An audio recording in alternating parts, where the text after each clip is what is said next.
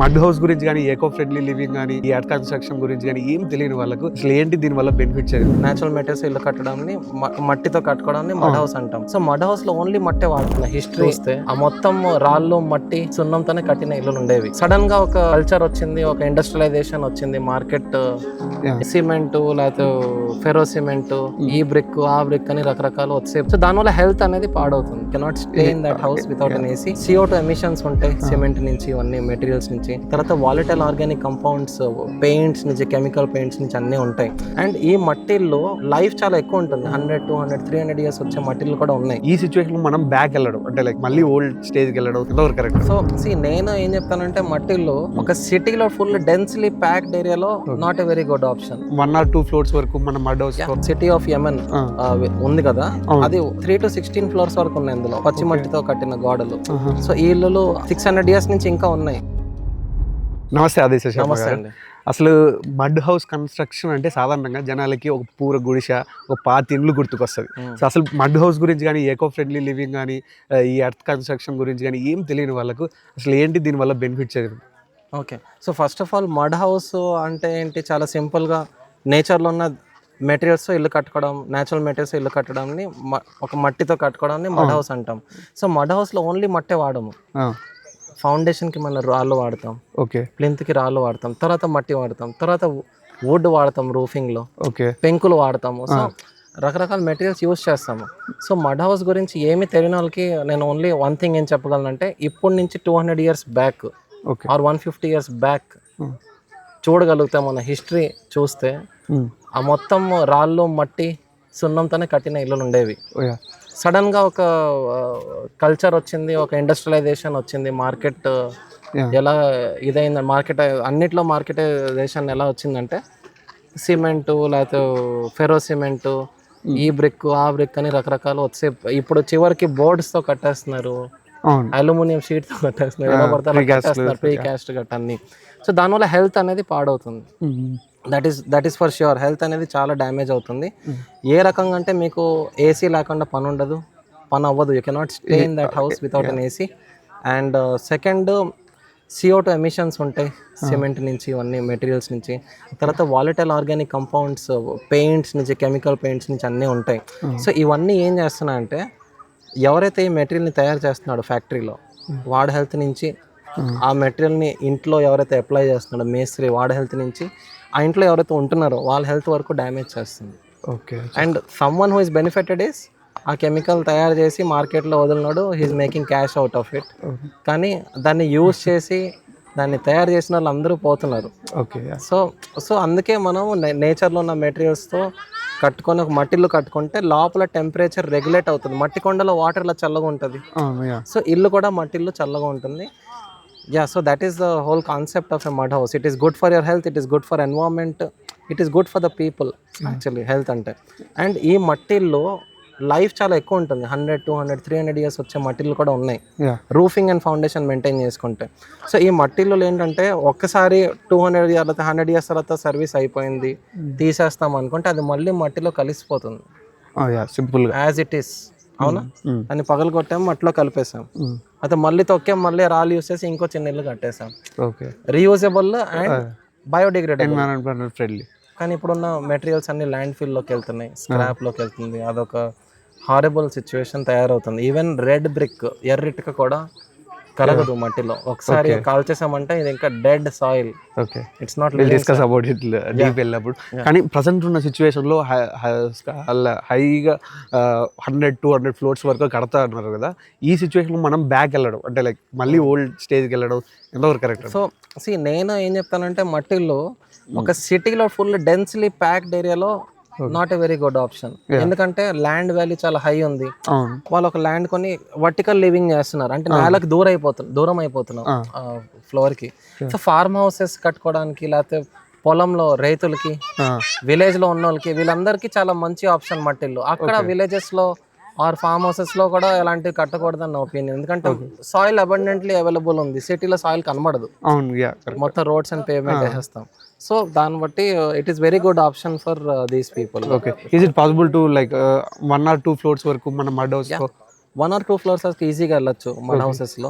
గోడలు కొంచెం థిక్ వేసుకుంటాము. And 1 or 2 floors is very normal for a mud house because as we were discussing city of Yemen ఉంది కదా, అది 3 to 16 floors వరకు ఉన్నాయి అందులో, పచ్చి మట్టితో కట్టిన గోడలు. సో ఈ ఇల్లులు 600 years నుంచి ఇంకా ఉన్నాయి. Okay, WHO is already kind of renovating, మళ్ళీ హెరిటేజ్ సైట్ లా చేసుకొని మళ్ళీ రినోవేట్ అదే మెథడ్స్ చేస్తుంది.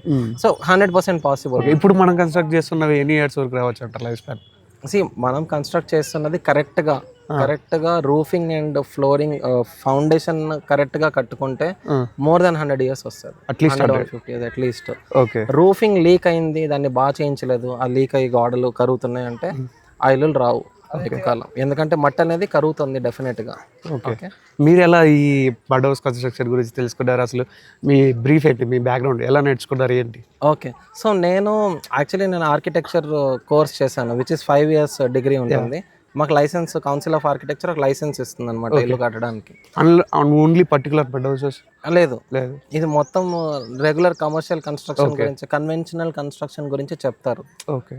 డిజైన్ గురించి ఎక్కువ నేర్చుకుంటాం మోర్ దాన్ మెటీరియల్. మెటీరియల్లో మనకు ఫ్రీడమ్ ఉంటుంది. ఓకే, మనం వెదురు బొంగుతో డిజైన్ చేసాము ఆర్ మట్టితో డిజైన్ చేసాము, ఫ్రీడమ్ ఉంటుంది ఒక స్టేజ్లో. కానీ ఎక్కువ మమ్మల్ని ట్రైన్ చేసేది, మన మైండ్ సెట్ని ట్రైన్ చేసేది దీని గురించి ఉంటుంది, కన్వెన్షనల్ కన్స్ట్రక్షన్ గురించి ఉంటుంది. షాపింగ్ మాల్స్, హాస్పిటల్ డిజైన్స్ ఇవన్నీ ఎలా ఉంటాయి అన్నమాట. సో నేను ఒక చిన్న మెటీరియల్ కేస్ స్టడీ చేసాము మేము కాలేజ్లో. దాంట్లో చూసాను ప్రతి మెటీరియల్ ఇప్పుడు యూస్ చేసేది గ్లాస్ వూల్ నుంచి సిమెంట్ నుంచి పెయింట్స్ వరకు అన్ని కెమికల్స్, అన్ని హెల్త్ పాడు చేస్తున్నాయి. ఒక్కొక్క మెటీరియల్ వల్ల బోల్డ్ క్యాన్సర్లు, స్కిన్ డిసీజులు, లంగ్ డిసీజెస్లు వస్తున్నాయి. సో దీన్ని ఎలా సాల్వ్ చేయాలి సొసైటీలో అని ఒక థాట్ వచ్చింది. తర్వాత నాకు పూర్వం మట్టిలు కట్టేవారు కదా, మరి ఇప్పుడు ఏమైపోయింది దాని గురించి ఒక చిన్న థాట్ వచ్చి దీని గురించి చదవడం మొదలెట్టాను, నేర్చుకోవడం మొదలెట్టాను. ఉత్తరాఖండ్ వెళ్ళి నేర్చుకున్నాను, ఉత్తరాఖండ్లో నేర్చుకున్నా. అక్కడి నుంచి నేర్చుకున్న తర్వాత నేను మళ్ళీ ఆంధ్ర వచ్చేసాను. మళ్ళీ నేను ఫారెన్ కూడా వెళ్ళాను, మారిషస్ 4-5 months అక్కడ కూడా నేర్పించా, కంబోడియాలో కూడా నేర్పించా. కానీ నేర్పించేదని నాకు ఏమర్థమైందంటే, నేను మన ఊర్లో ఉండి మన ఆంధ్ర తెలంగాణలో నేర్పించకపోతే ఇట్స్ నాట్ వెరీ గుడ్ కదా, నేను ఎక్కడో బయట దేశాలు వెళ్తున్నాను అని చెప్పేసి మళ్ళీ ఇండియా వచ్చేసి ఇక్కడ నేను ట్రైనింగ్ సెంటర్ పెట్టాను గర్విడి విజయనగరం దగ్గర. సో ట్రైనింగ్ సెంటర్ పెట్టి ఇక్కడ నేర్పిస్తున్నాము. ఈ రోజుకి ఒక 5 years దాటింది నేర్పించడము. అండ్ 5,000+ పీపుల్కి నేర్పించాము ఈ 5-6 yearsలో. ఓకే, నాకు కూడా నేను పర్సనల్గా మీ వర్క్షాప్ని ఫుల్గా కవర్ చేయలేదు, ఎందుకంటే మీ స్కిల్ని ఫ్రీగా ఎందుకు యూట్యూబ్లో పెట్టాలి ఎందుకు అని చెప్పేసి నేను కవర్ చేయలేదు. బట్ మీరు మాట్లాడుతున్నప్పుడు మేస్త్రీలకు నేను ఫ్రీగా వర్క్షాప్ ప్రొవైడ్ చేయాలి అంటే దీన్ని ముందుకు తీసుకెళ్ళాలనే ఇంటెన్షన్ కొంచెం చాలా స్ట్రాంగ్గా ఉందనేది కనిపిస్తూ ఉంది. యాక్చువల్లీ మేమేం చేస్తామంటే, మేము ఇప్పుడు కొత్తగా ఇప్పుడు నేను ఎలాంటి మైండ్ సెట్, మా టీం ఎలాంటి మైండ్ సెట్ అంటే ఫుల్ వర్క్లో ఉంటుంది, రికార్డ్ చేయడానికి టైం ఉండదు, లేకపోతే ఆ మైండ్ సెట్ ఉండదు. సో మా విజన్ ఏంటంటే మేము యూట్యూబ్లో పెడదామని, ప్రతిదీ డీటెయిల్గా పెడదామని యూట్యూబ్లో. అది కూడా మా విజన్. కొందరు ఉంటారు కదా పర్సనల్గా నా స్కిల్ ఎందుకు నేను కమర్షియలైజ్ చేయాలి, అది మాకు లేదు. ఎందుకంటే చూడండి, ఇప్పుడు పర్సనల్గా నా దగ్గర వచ్చి నేర్చుకుంటే నేను ఇంకా నేర్పించగలను. యూట్యూబ్లో చూసి నేర్చుకుంటే ఒక లెవెల్ వరకు నేర్చుకుంటారు. సో అది డిఫరెన్స్ ఉంటుంది డెఫినెట్గా. కానీ మాకు ఇంకా యూట్యూబ్లో పెట్టాలని ఉంది, రిలీజ్ చేసి మొత్తం సాయిల్ టెస్టింగ్ అంటే ఎలా చేస్తారు, ఇది ఎలా చేస్తారు పెట్టాలని ఉంది. అండ్ ఫ్యూచర్లో మేబీ 1 year లోపే అన్నీ మేము పెడతాం కూడా. అండ్ సెకండ్ ఏంటంటే, మేస్త్రీలకి మేము ఎందుకు ఫ్రీగా చెప్తున్నామంటే, మేస్త్రీలు ఆర్ ఫ్యూచర్. ఇప్పుడు మేము ఆర్కిటెక్ట్, సివిల్ ఇంజనీర్, మేము పెద్ద పెద్ద డిగ్రీలు చదివి లైసెన్స్ వచ్చి మాకు మేము సైట్లో ఒక డిఫరెన్స్ తేవాలన్నా తేలేము. నేను మారిషస్ ప్రాజెక్ట్ చేసినప్పుడు నేను ఒక మేస్త్రిగా ఇల్లంతా కట్టాను. అక్కడ మేస్త్రి పెట్టలేదు, లేబర్ పెట్టలేదు, నా పార్టిసిపెంట్స్ నేను కలిసి కట్టాము. సో నాకు మేస్త్రి విలువ అప్పుడు తెలిసింది, ఎంత హార్డ్ వర్క్ ఉంటుందో. సో మేస్త్రీలకి ఒక రోజు మనం ట్రైనింగ్ పిలిచాము, 3 days ట్రైనింగ్ పిలిచామంటే వాళ్ళు కూలీలు పోతాయి, 3 days కూలీలు పోతున్నాయి కదా. అవునా, వాళ్ళకి సండే సాటర్డే సెలవులు ఉండవు, వాళ్ళు సెలవు పెట్టరు. వాళ్ళు ఏంటంటే కూలీలు వస్తే వాళ్ళ ఇల్లు నడుస్తుంది. అలాంటిది వాళ్ళు కూలీలు పోతాయి, ప్లస్ ఈ డబ్బులు కూడా అడిషనల్ గా వర్క్షాప్ డబ్బులు కట్టాలంటే కొంచెం కష్టం, ఇట్స్ నాట్ గుడ్ కదా. సో ప్లస్ మేసీలు ఎక్కువ మంది ఎవరైతే మార్కెట్లో ఎవరికైనా అవసరం ఉంటే వాళ్ళని డైవర్ట్ చేయొచ్చు అని ఉద్దేశంతో మేసీలకి ఫ్రీగా పెట్టాము. అండ్ ప్రతి వర్క్షాప్లో 5-6 seats మేస్త్రీలకు ఉంటాయి రిజర్వ్డ్గా, వాళ్ళకి ఫ్రీగా ఉంటుంది. అండ్ ఎవరైనా స్టూడెంట్ కానీ ఎవరైనా ఫైనాన్షియల్గా ఇబ్బంది పడుతున్నా వాళ్ళకి మేము స్కాలర్షిప్ కూడా ఇస్తాము. మాకు ఒక చిన్న ఎన్జిఓ ఉంది, స్రోత్ ఫౌండేషన్. ఈ స్రోత్ ఫౌండేషన్ రీసెంట్గా మేము స్టార్ట్ చేసాము. ఈ ఎన్జిఓ ద్వారా మేము మేసిల్కి ఫ్రీ ట్రైనింగ్ ఇవ్వడము, విలేజెస్లో ఏదైనా అవసరమైన సీడ్ బ్యాంకులు కట్టడము, ఓకే. ఆర్ ఏదైనా చిన్న స్కూల్లో లైబ్రరీ కట్టడము, ఎలాంటివి చేద్దాం అని ప్లానింగ్ ఉంది మాకు. డొనేషన్స్ ఒకవేళ జనాలు ఇస్తే ఒకవేళ. సో ఎందుకంటే ఇది చేయడం వల్ల ఏమవుతుందంటే మనము కష్టపడితే మనం ఏదైనా సాధించాలనుకుంటే సాధించవచ్చు అన్న ఒక మైండ్ సెట్. సెకండ్, పూర్ పీపుల్కి ఎవరు డిజైన్ చేయడు. Correct. It's very sad thing. ప్రతి ఒక్కడు రిచ్ పీపుల్కి డిజైన్ చేస్తారు. ఎందుకంటే నేను చెప్పకూడదు ఆన్ కెమెరా, బట్ గవర్నమెంట్ కూడా ఎక్కువ రిచ్ పీపుల్కి ఫెసిలిటీస్ ఇస్తుంది. నేను ఏ స్టేట్ గవర్నమెంట్ అని చెప్పను, నార్మల్ పూర్ పీపుల్ కూడా ఇస్తారు కానీ వెరీ మినిమల్. సో మనం ఏం చేయాలంటే మనం పూర్ పీపుల్కి డిజైన్ చేస్తే వాళ్ళ లైఫ్ కూడా బెటర్ అవుతుంది కదా. ఒక డిజైన్ చాలా మంది లైఫ్ ఇంపాక్ట్ చేస్తుంది. ఓకే, సో మా ఎన్జిఓ అదే ఇదనమాట గోల్. ఎవరైతే నీడీ పీపుల్ ఉన్నారో వాళ్ళకి ఫ్రీగా ఎడ్యుకేషన్ ఇవ్వడము, వాళ్ళ కోసం డిజైన్ చేసి ఏదైనా కట్టి చూపించడం, అది మా ఎన్జిఓ గోల్.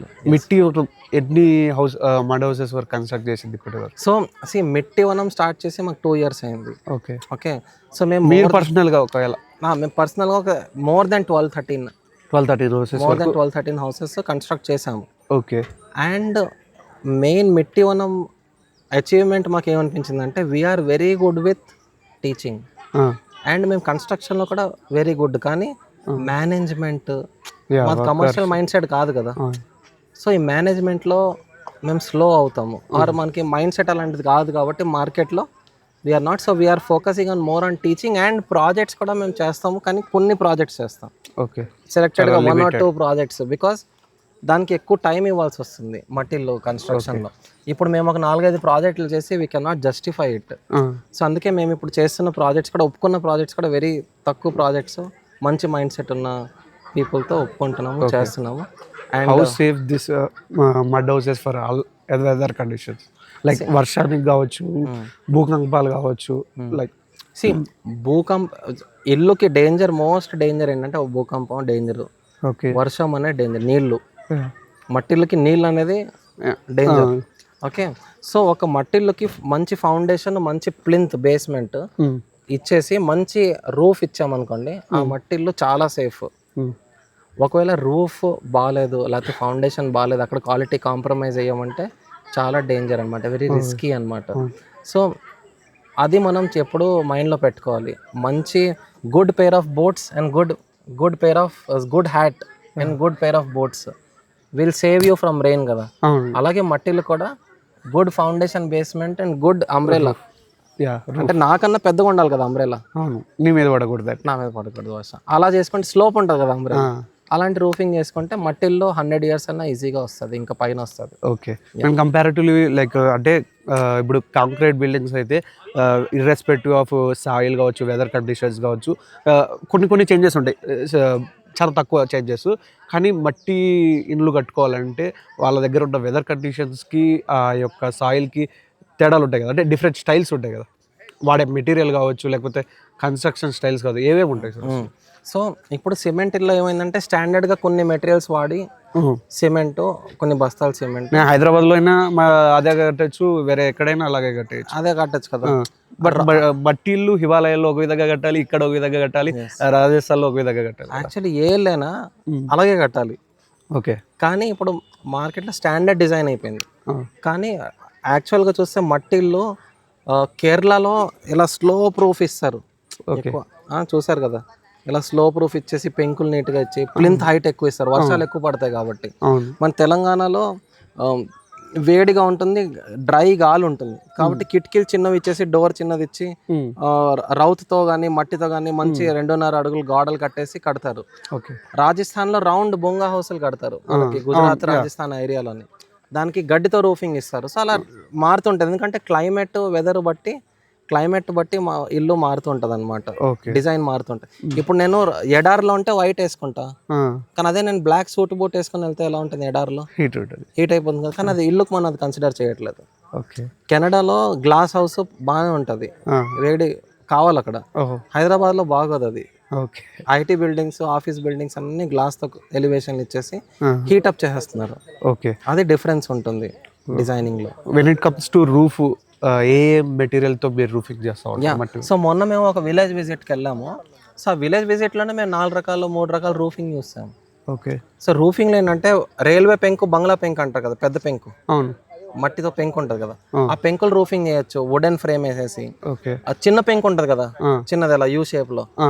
ఆ పెంకుతో రూఫింగ్ వేసుకోవచ్చు. గడ్డి ఉంటుంది కదా, వరి గడ్డ, మన రెల్లి గడ్డి అంటారు కదా, ఆ గడ్డితో మనం రూఫింగ్ వేసుకోవచ్చు. తాండూరు బండతో రూఫింగ్ వేస్తారు. ఆహా. ఆ? మళ్ళీ అంటే మళ్ళీ వెయిట్ రాదా? వెయిట్ రాదు, ఓకే. తుమ్మ కట్టగంటని ఇస్తారు. స్పాన్స్ మరి ఎక్కువ ఉండవు, ఓకే. రూమ్ విత్ తక్కువ ఉంటుంది, మంచి వుడ్ వేసేసి చేస్తారు. వికారాబాద్ లో ఉన్నాయి 100 years ప్లస్. ఓకే. అప్పుడు కట్టినారు ఇప్పుడు వరకు? ఇప్పుడు కూడా ఉన్నాయి, ఇప్పుడు కూడా ఉంటున్నారు అందులో. ఓకే. వేడిగా ఉంటుంది అనుకుంటాం కానీ చల్లగా ఉంటుంది లోపల. ఓకే. తుమ్మ కట్టలు ఉంటాయి, మట్టి రాస్తారు, మట్టి మీద ఈ బండలు వేస్తారు, లేకపోతే మట్టి రాసేసి పెంకులు వేస్తారు, చాలా చల్లగా ఉంటాయి. ఇప్పుడు మనకి అలా రకరకాల రూఫింగ్స్ ఉంటాయి. మద్రాస్ టెరెస్ రూఫ్ ఉంటుంది, వుడ్ దోలాలు వేసి బ్రిక్ పెడతాం అనమాట. సో అలా డిఫరెంట్ రూఫ్స్ ఉన్నాయి. Okay. When it comes to walls, మీరు ఇందాక ఎర్రిటికలు వాడకూడదు అంటున్నారు, కానీ అందులో కూడా సేమ్ సాయిల్, సేమ్ క్లే, మీరు చెప్పిన రేషియోలు, మీరు చెప్పిన టెస్ట్లు జరిగే, అది కూడా ఫుల్లీ ఆర్గానిక్ కదా, అంటే ఎలాంటి కాంక్రీట్ వాడుకోకుండా చేస్తాం. అవును. ఇప్పుడు నాకు చెప్పండి, ఇప్పుడు హరప్పన్ సివిలైజేషన్లో మట్టి కొండ దొరికింది తవ్వకాల్లో. అంటే కొన్ని వేల సంవత్సరాల ముందు ఉన్న సివిలైజేషన్ది మట్టి కొండ దొరికిందంటే అది పెంకే కదా, మట్టి కాల్చిన మట్టి కదా, ఆ డైగ్రేడబుల్ కాదు. ఓకే. మట్టి కొండలకి వాడచ్చు. ఓకే. ఇప్పుడు మట్టిని కాలుస్తే ఏమవుతుంది, వాటర్ ప్రూఫ్ అయిపోద్ది, కానీ మళ్ళీ మట్టి కింద మారదు, అది ఇంకా అలాగే ఉండిపోద్ది అనమాట. ఓకే. సో ఎర్రిటి కూడా అంతే, ఎర్రిటిక మనం వాడచ్చు, బాత్రూమ్ గోడలకి వాడచ్చు, లేకపోతే రాయని కానీ ఎర్రిటిక వాడచ్చు. కానీ మొత్తం ఇల్లుకి ఎర్రిటిక వాడితే మనం ఏ లెవెల్లో పొల్యూషన్ చేస్తున్నాము. ఇప్పుడు ఎర్రిటి కాల్చాలంటే బోల్డ్ వుడ్ కాలుస్తాం కదా, అవునా, నేచర్లో బోల్డ్ వుడ్ కాల్చాలి. ఆ ఎర్రిటిక మళ్ళీ మట్టి కింద మారదు, బయోడిగ్రేడబుల్ కాదు అది. ఓకే. సో డిఫరెన్సెస్, ఎండలో ఎండిన మట్టికి బట్టిలో కాల్చిన ఎర్రిటికి చాలా డిఫరెన్స్ ఉంది. సో బాత్రూమ్స్, కిచెన్ గట్ట కట్టాలంటే ఎర్రిటిక సున్నంతో కట్టొచ్చు. మట్టి మాత్రం మీరు హాలు, బెడ్రూమ్లన్నీ మట్టితో కట్టుకుంటే మంచిది. ఓకే. ఫ్లోరింగ్ ఏ టైప్స్ ఉంటాయి, ఏ వేస్తుంటాం? ఫ్లోరింగ్లో న్యాచురల్ ఫ్లోరింగ్స్లో అయితే మీకు స్టోన్ ఫ్లోరింగ్ ఉంటుంది, ఓకే, మట్టి ఫ్లోరింగ్ ఉంటుంది. మట్టిలో కూడా వాటర్ ప్రూఫ్ మట్టి కూడా ఫ్లోరింగ్ ఉంటుంది. అంటే మట్టి వేసేసి దానికి నూనె రాసేసి నూనె మైనంతో గీకేస్తే మొత్తం వాటర్ ప్రూఫ్, వాటర్ రెసిస్టెంట్ అవుతుంది. తర్వాత మీకు సున్నంతో ఫ్లోరింగ్ ఉంటుంది. సున్నంలో కూడా మీకు బాగా స్మూత్ సున్నం ఫ్లోరింగ్ కూడా చేయొచ్చు. సో అలా వుడ్ ఫ్లోరింగ్ కూడా వేస్తారు. బాగా చలి ప్రాంతాల్లో చెక్కతో కూడా ఫ్లోరింగ్ వేస్తారు. ఓకే. అండ్ పెయింట్లో మీకు సున్నం పెయింట్లు ఉంటాయి, మట్టి పెయింట్లు ఉంటాయి. సో మట్టి పెయింట్లు ఏంటంటే ఇండోర్ వేసుకోవాలి, ఇంటి లోపల. బయట కూడా వేసుకోవచ్చు, బాగా ప్రొజెక్షన్ ఎక్కువ ఉన్నప్పుడు నీట్గా. సున్నం పెయింట్ ఏంటంటే కొంచెం వాటర్ రెసిస్టెంట్, బయట కూడా వేసినా వాటర్ పీల్చుకోదు, వాటర్ ప్రూఫ్ అవుతుంది అనమాట. సో సున్నం పెయింట్లు ఉంటాయి, మట్టి పెయింట్లు ఉంటాయి, న్యాచురల్ కలర్స్. ఓకే. ఇందాక చూసినప్పుడు మళ్ళీ మీరు ప్లాస్టిక్ ఏదైతే చేశారు, ఆల్రెడీ మట్టి గోడనే కదా, మళ్ళీ అగైన్ ఎందుకు మట్టితో ప్లాస్టిక్ అవ్వచ్చు? సో ఇప్పుడున్న మట్టి గోడలో ఇప్పుడు మనం చేసిన మట్టి మొద్దులు గట్ట ఉన్నాయి కదా, దానికి కంకర గట్ట ఎక్కువ ఉన్నాయి. ఓకే. సో తాపిద చేసేటప్పుడు అది డిస్టర్బెన్స్ వస్తుంటుంది. సెకండ్ కోటింగ్ వేసిందంటే జల్లెడ పట్టేసి మట్టిని స్మూత్ గా, ఓకే, జస్ట్ విజువలైజేషన్ బాగుంటుంది, స్మూత్ గా ఉంటుంది, ఈవెన్ గా ఉంటుంది, నీట్ గా ఉంటుంది. అంటే చిన్న హోల్స్ గట్ట ఉండకూడదు. ఓకే. ఈ మట్టి ఇల్లులో only for luxury people, only rich people కోసమా? యాక్చువల్లీ మట్టిల్లో లైక్ మోడర్న్ గా చూపిస్తే is it for only rich అన్నట్టు ఉంటుంది. సో మట్టిల్లో ఏంటంటే పీపుల్స్ హౌస్ అది. రిచ్ ఆర్ పూర్ పక్కన పెడితే జనాలకి ఒక ఇల్లు అంటే ఏంటి, షెల్టర్. ఓకే, అవునా? షెల్టర్ కాకుండా మనం ఏం చేస్తున్నాం అంటే అది నాకు ఇది కావాలి, అది కావాలి, ఈ సోకులు నా సోకులు అన్నీ చూపిస్తున్నాం ఇంట్లో. సో అది ఇల్లులాగా ఉండట్లేదు. షెల్టర్ అంటే ఇప్పుడు కొన్ని ఇల్లులు ఉండేవి, డోర్ విండోస్ చిన్నగా ఇచ్చారు, ఎందుకు, అడవి జంతువులు రాకూడదు, పాములు ఎక్కకూడదని హైట్ లో కట్టేవారు. సో చిన్న రూమ్ కట్టారు ఎండ రాకూడదని. మధ్యాహ్నం ఆ ఇంట్లో ఆ రూమ్ లో ఉండరు, సౌత్ వెస్ట్ లో బెడ్రూమ్ కట్టేవారు ఒకప్పుడు. మొత్తం హాల్లోనే వాళ్ళు టైం స్పెండ్ చేసేవారు, రాత్రి ఓన్లీ పడుకోవడానికి బెడ్రూమ్ వెళ్ళారు. సో యూటిలిటీ వేరేగా ఉండేది. ఇప్పుడు ఇల్లు పర్స్పెక్టివ్ మారిపోయింది. సో మనకి ఎంత కావాలి మనం అంత కట్టుకోవాలి. ఇప్పుడు నేచర్ మన నీడ్స్ కి ఫుల్ఫిల్ చేయగలదు, కానీ మన గ్రీడ్స్ కి ఫుల్ఫిల్ చేయదు. మీరు మట్టితో కట్టండి, సున్నంతో కట్టండి, మన గ్రీడ్ అయిపోయి పెద్ద పెద్ద ఇల్లులు కట్టాలంటే అందరూ అదే కట్టేస్తే నేచర్ రిసోర్సెస్ ని మనం అబ్యూస్ చేసినట్టు. ఓకే. మీరు ఇప్పుడు కడుతున్న ఇంట్లో మళ్ళీ అగైన్ ఏసీ ఫ్యాన్ రిక్వైర్మెంట్ ఉంటుంది, లేకపోతే అసలు నో ఎలక్ట్రిసిటీ తోటే ఆ డిజైన్ అంత కూల్ గా ఉండేలాగా డిజైన్ చేస్తారు? సో వెంటిలేషన్ కావచ్చు. ప్రస్తుతానికి ఇప్పుడు మేము కడుతున్న ఇళ్ళల్లో ఫ్యాన్ వేసుకునే అవసరం ఉండదు, ఏసీ వేసుకునే అస్సలు అవసరం ఉండదు. లైట్ వేసుకోవాలి నైట్ టైం. ఇప్పుడు లైఫ్ స్టైల్ మారింది జనాలకి, కానీ ప్రొవిజన్ ఇవ్వాలి. ఏసీకి అయితే ఇవ్వము, ఓకే కొంతమంది కావాలంటే ఇచ్చుకుంటారు, కానీ మేము ఇచ్చే అవసరం లేదని చెప్తాం. మేమైతే ఇవ్వము, ఓన్లీ ఫ్యాన్ ప్రొవిజన్ ఒకటి ఇస్తాం, ఎయిర్ సర్క్యులేషన్. కానీ మట్టి ఇంట్లో ఎంటర్ అవ్వగానే బయట ఎంత వేడిగా ఉన్నా లోపల చల్లగా ఉంటుంది. ఓకే ఎందుకంటే నమస్కారం షేప్ వస్తుంది రూఫింగ్, గోడలు మంచి లావు మట్టి గోడలు, ఫ్లోరింగ్ మట్టి, సో చల్లగా ఉంటుంది అనమాట బేసిక్లీ. మీ ఫ్యూచర్ ప్లాన్స్ ఏమున్నాయి? నా ఫ్యూచర్ ప్లాన్స్ సో ఈ ఫీల్డ్లో నా డ్రీమ్ ఏంటంటే నాకు పెద్ద పెద్ద ప్రాజెక్టులు చేసేయాలి, ఇది చేసేయాలి, అది చేసేయాలి అని డ్రీమ్ లేదు. ఓన్లీ డ్రీమ్ ఏంటంటే మంచి ట్రైనింగ్ సెంటర్ ఓపెన్ చేయాలి. ఆల్రెడీ ఒకటి నడుస్తుంది, దాన్ని ఇంకా బెటర్ చేయాలి, ఇంకా ఎక్కువ ఫెసిలిటీస్ ఇవ్వాలి, తక్కువ రేట్కి నేర్పించగలిగే కెపాసిటీ రావాలి. అందుకే ఫౌండేషన్ ఓపెన్ చేసాం. ఎవరన్నా డొనేషన్ చేసినా ఏం చేసినా సో మేము ఆ డబ్బులంతా ఎక్కువ మందికి నేర్పించడానికి వాడతాము. ఓకే బికాజ్ ఒక ఈకో ఫ్రెండ్లీ సస్టైనబుల్ అని చెప్పి నేను కొన్ని నాలెడ్జ్ జనాలకి ఓపెన్గా చెప్పకపోతే నేను దాన్ని ఎంకరేజ్ చేయట్లేదు. ఆ టాపిక్ని నేను దాన్ని కమర్షియలైజ్ చేసుకుంటున్నా, కానీ నేను ఈ మట్టి ఇల్లులు ఎక్కువ రావాలి అనే ఇంటెన్షన్ కనబడదు. ఓకే ఇప్పుడు మీరు నాకు మట్టిలు కట్టాలంటే నేను మీకు ఇలా కట్టచ్చండి, మీరు కట్టేయండి పర్లేదు అని చెప్తాను అనుకోండి, సో మీరు కట్టేస్తారు. సో నాకు అక్కడ మీకు చెప్పేటప్పుడు జలసీ ఉండకూడదు, లేకపోతే వీళ్ళు కట్టేస్తే వాళ్ళు మనకన్నా పైకి వెళ్ళిపోతారు మార్కెటింగ్ చేసి అది ఇచ్చేసి, అలాంటి ఫీలింగ్ ఉండకూడదు. సో ఎలా ఉండాలంటే ఓకే మనం చెప్పాము ఒకళ్ళు కట్టామంటే హ్యాపీ అనమాట. ఓకే మీరు పర్సనల్గా మట్టిలోనే ఉంటున్నారా? Yes, very good question. So నేను మా పొలం ఉంది కదా గర్వడి విజయనగరంలో మా ట్రైనింగ్ సెంటర్, అక్కడ ఒక మట్టిల్లు కట్టాను నేను ఉండడానికి. ఓకే కానీ ఏమైంది, మేము ప్రాజెక్ట్స్ తీసుకున్నాం, కొన్ని హైదరాబాద్లో ప్రాజెక్ట్స్ తీసుకున్నాం. సో హైదరాబాద్లో ప్రాజెక్ట్స్ తీసుకోవడం వల్ల హైదరాబాద్లోనే ఉండాల్సి వస్తుంది లాస్ట్ 1 year నుంచి. ఈ ప్రాజెక్ట్స్ అయ్యాక మళ్ళీ తిరిగి వెళ్దాం అని ప్లాన్ ఉంది. సో ఈ ప్రాసెస్లో ఏమవుతుందంటే నేను హైదరాబాద్లో ఉంటున్నా, సో నేను మట్టి ఇంట్లో ఉండట్లేదు, 2nd floorలో ఒక సిమెంట్ ఇంట్లోనే ఉంటున్నా. ఏసీ కూడా వేసుకున్నాను ఎందుకంటే దానిపైన వేడి వచ్చేస్తుంది. కానీ మట్టిలో అయితే నేను కట్టుకున్నా నా కోసం. మా ఊరు వెళ్తే అందులోనే ఉంటాను, మా ఇంట్లో కూడా ఉంటాను డెఫినెట్గా, ఎందుకంటే తక్కువ టైంకి వెళ్తాను కాబట్టి. ఆ మట్టిల్లో లాంగ్ టర్మ్ ఉండాలని ప్లాన్ ఉంది. సెకండ్, ఒక మంచి ట్రైనింగ్ సెంటర్ ఎస్టాబ్లిష్ చేయాలి హైదరాబాద్ వైపు కూడా. ఒకవేళ మా ఎన్జిఓ ద్వారా చేయగలిగితే ఫ్యూచర్లో చేస్తే చాలా మందికి ఉపయోగపడుతుంది. మంచి కాస్ట్ ప్రైజింగ్లోని with good food, what training ప్రోగ్రామ్స్లో ఫుడ్ పెడతాం అది కూడా మంచి ఫుడ్తో, ఆర్గానిక్ ఫుడ్తో ఆఫ్ కోర్స్, అండ్ మంచి ట్రైనింగ్ ప్రోగ్రామ్స్ మంచి కాస్ట్లో జనాలకి అందగలిగించే కెపాసిటీ రావాలని ఒక థాట్తో ఉన్నాం. అదే మా ఫ్యూచర్ ప్లాన్. యాక్చువల్లీ ఎంతమంది అసలు మీ క్లయింట్స్ కావచ్చు, మీ స్టూడెంట్స్ కావచ్చు మట్టిల్లు కడుతున్నారు? అట్లీస్ట్ ఈ 100లో ఒక 20, 30 or 10% అయినా కట్టుకుంటున్నారు వర్క్షాప్స్ అయిపోయిన తర్వాత, ఒక టైం పీరియడ్ తర్వాత అయినా? So last time 1 day workshop చేశాను, అందులో 25-26 members వచ్చారు. 1 or 2 days workshop, 1 day workshop last టైంది. సో అందులో ఏమైందంటే వెళ్ళిన వెంటనే ఒక లేడీ వాళ్ళ ఇంటికి వెళ్ళి 10 samples మడ్ పెయింట్స్ వేసింది. చేసుకున్న తర్వాత నాకు ఆవిడ పెట్టారు వాట్సాప్లో, నేను ఇలా వేసాను, అన్నీ బాగున్నాయండి, ఏది రావట్లేదు, అన్నీ ఎక్సలెంట్గా ఉన్నాయి, నేను ఇంకా I will go for this paint అని చెప్పింది, మెసేజ్ పెట్టి. సో మనకి వర్క్షాప్లో ఒకళ్ళే ఇద్దరు చేయగలుగుతున్నారు వెళ్ళిన తర్వాత. ఎందుకంటే వాళ్ళు నేర్చుకుంటున్నారు, నేర్చుకున్న తర్వాత ఫ్యూచర్లో ఎప్పుడో కడదాము లే అని ప్లానింగ్తో, ఎందుకంటే వెంటనే టైం దొరకదు కదా. సో ప్రతి వర్క్షాప్లో ఒకళ్ళు ఇద్దరు ముగ్గురు కట్టుకుంటున్నారు, లేకపోతే ఏదో ప్లాస్టరో పెయింట్ చేయగలుగుతున్నారు. అండ్ మా దగ్గర నేర్చుకున్న వాళ్ళు కొంతమంది ఇప్పుడు నేర్పిస్తున్నారు కూడా. నేర్పిస్తున్నారు కూడా, వాళ్ళ ప్రొఫెషన్గా అది ఎంచుకున్నారు కూడా. ఇంకా కొంచెం లైఫ్లో సక్సెస్ అయ్యారు కూడా, ఆ స్కిల్ నేర్చుకొని ప్రాక్టీస్ చేస్తూ ప్రాజెక్ట్స్ చేస్తున్నారు, నేర్పిస్తున్నారు కూడా, ప్రాజెక్టులు కూడా చేస్తున్నారు. ఒకడు మా స్టూడెంట్ అయితే ఇప్పుడు కెనడా వెళ్తున్నాడు. ఆ స్కిల్ కోసం అండ్ కెనడా వరకు జాబ్ ఆఫర్ వచ్చింది. ఈకో విలేజ్ అని కెనడాలో కడుతున్నారు, సో అక్కడికి వెళ్తున్నాడు నెక్స్ట్ మంత్లో. సో అలాగా కొంచెం చేంజ్ తేగలిగాము కొంతమందిలో. But okay, thank you. ఫ్యూచర్లో మనం రియల్ టైమ్ ఎక్స్పీరియన్స్ ఖచ్చితంగా ఇద్దాం. కమింగ్ 10 days ఇక్కడ కూడా వర్క్షాప్ జరుగుతుంది, అప్పుడు రియల్ టైంలో ఒక చిన్న ఏదైనా సీడ్ బ్యాంక్ లేక ఏదైనా చేసినప్పుడు రియల్ టైంలో చూపిస్తాం మీకు కూడా. థ్యాంక్ యూ సో మచ్, మీ వాల్యుబుల్ ఇన్ఫర్మేషన్, మీ నేర్చుకున్న స్కిల్ అందరికీ షేర్ చేసుకున్నాను. Thank you so much.